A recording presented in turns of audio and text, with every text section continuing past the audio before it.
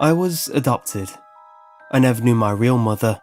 Rather, I knew her at one time, but I left aside when I was too little to be able to remember. I loved my adopted family though.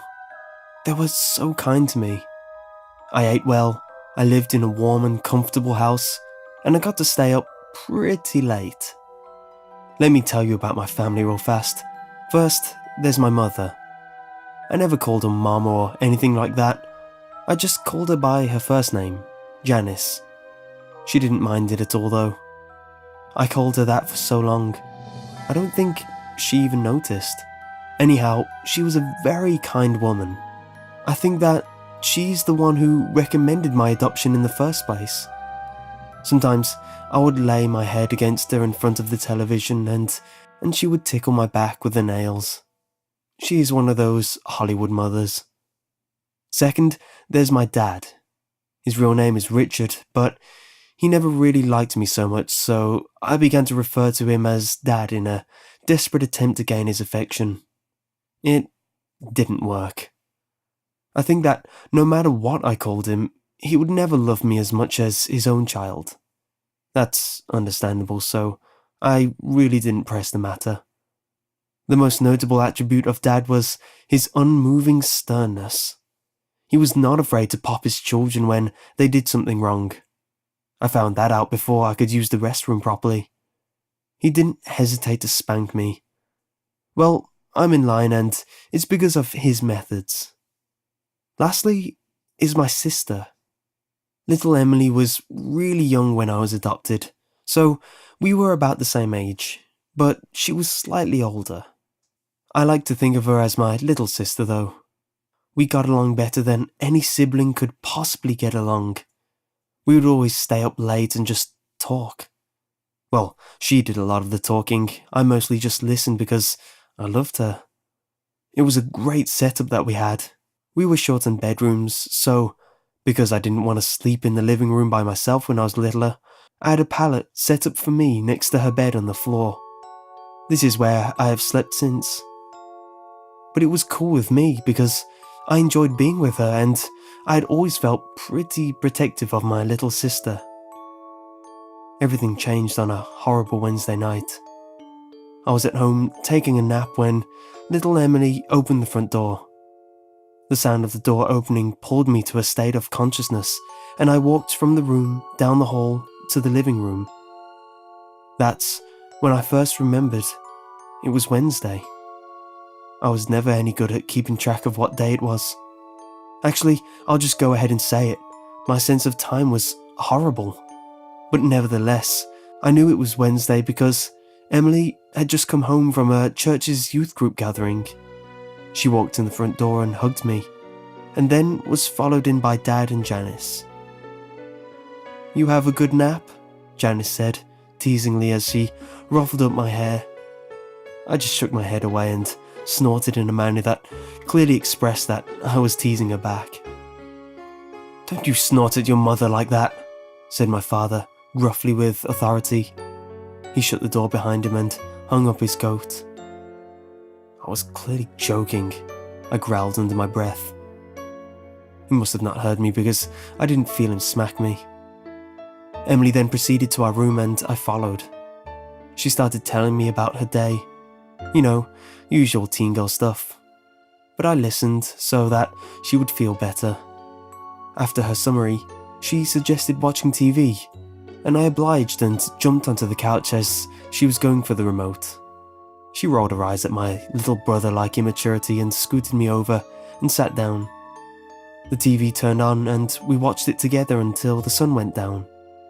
Emily was the kind of girl that, instead of watching cartoons and soap operas, would rather watch Discovery and Animal Planet and National Geographic. I like those too, so I didn't mind. Actually, those were the only channels that can hold my attention.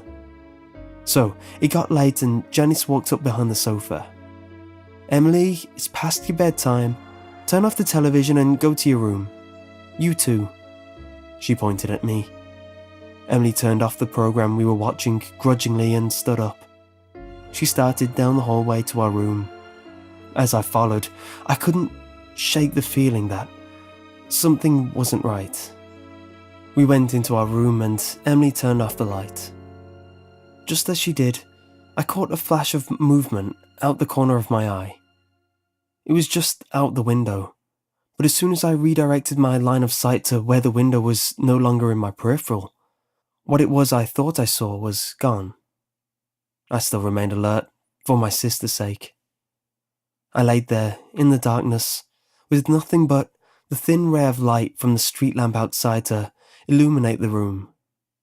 It wasn't much.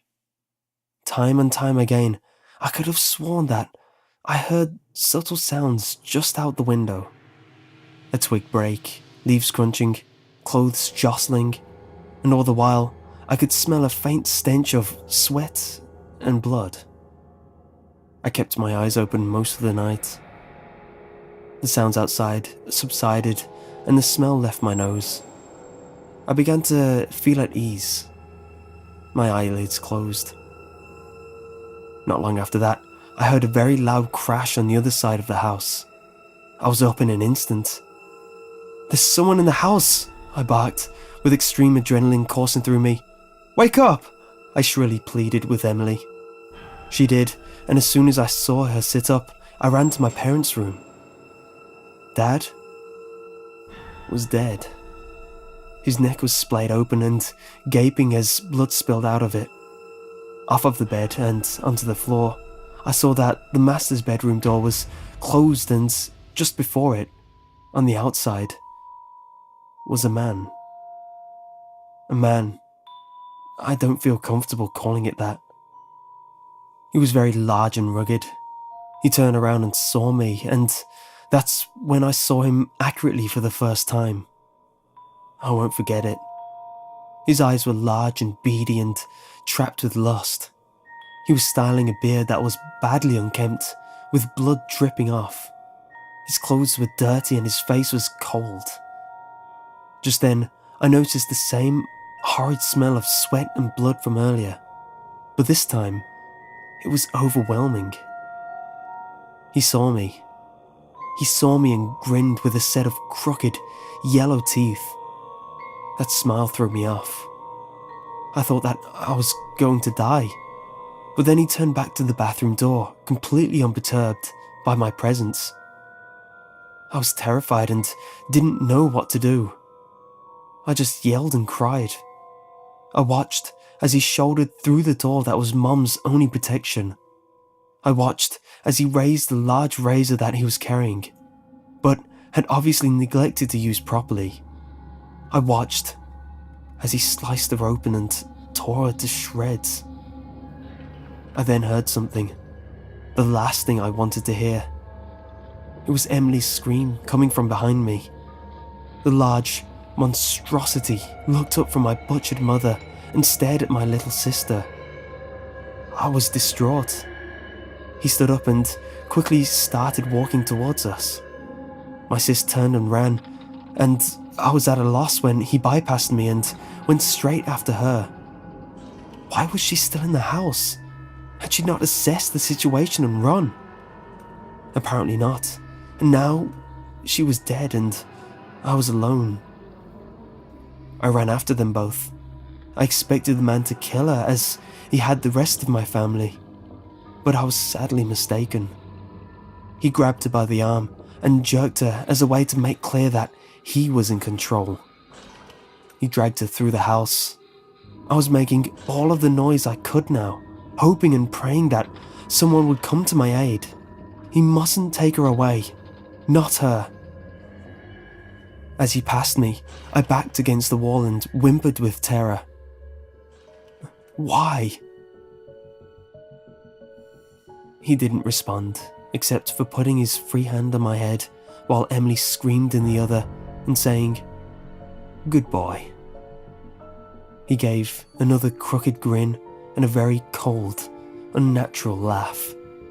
I followed him to the door, where he dragged my helpless sister after him.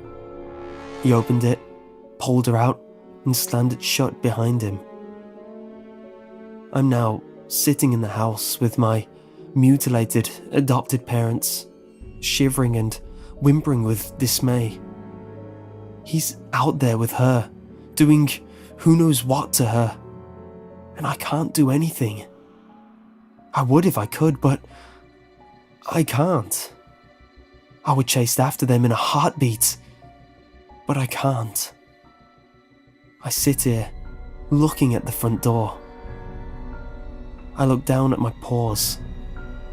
If only I could open doors.